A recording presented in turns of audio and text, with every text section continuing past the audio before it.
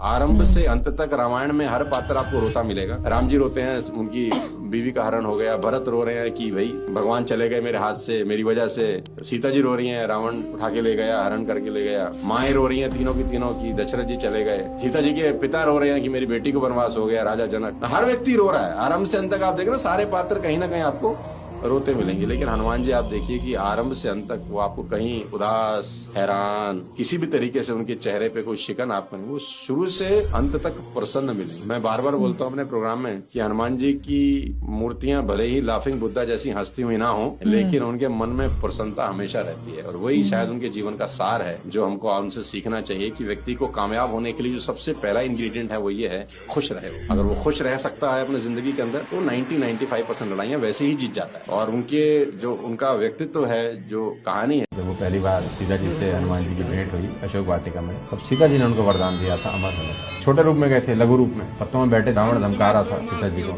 1 महीने का टाइम देता हूँ, हाँ कर दे नहीं तो गर्दन काट दूंगा।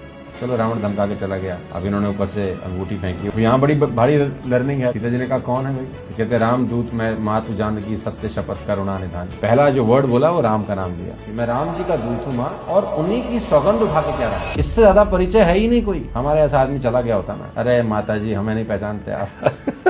कैसी बात कर दी आपने, अरे मैं आया, कोई आ ही नहीं सका।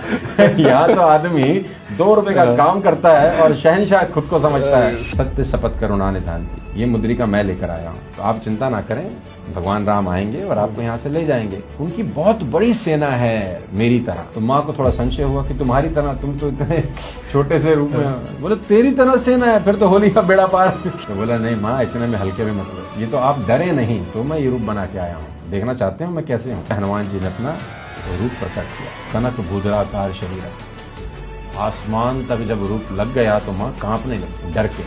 फिर लघु रूप हो गया। माँ ये तो मैं जानबूझ के ऐसा आया हूँ ताकि आप घबरा ना जाए। मैं तो अकेला रावण को मार के आपको यहाँ से ले जा सकता हूँ अगर राम हाँ करें तो, लेकिन उनकी आज्ञा नहीं है। मेरा काम सिर्फ पता लगाना है, बाकी आपको चिंता करने की जरूरत नहीं।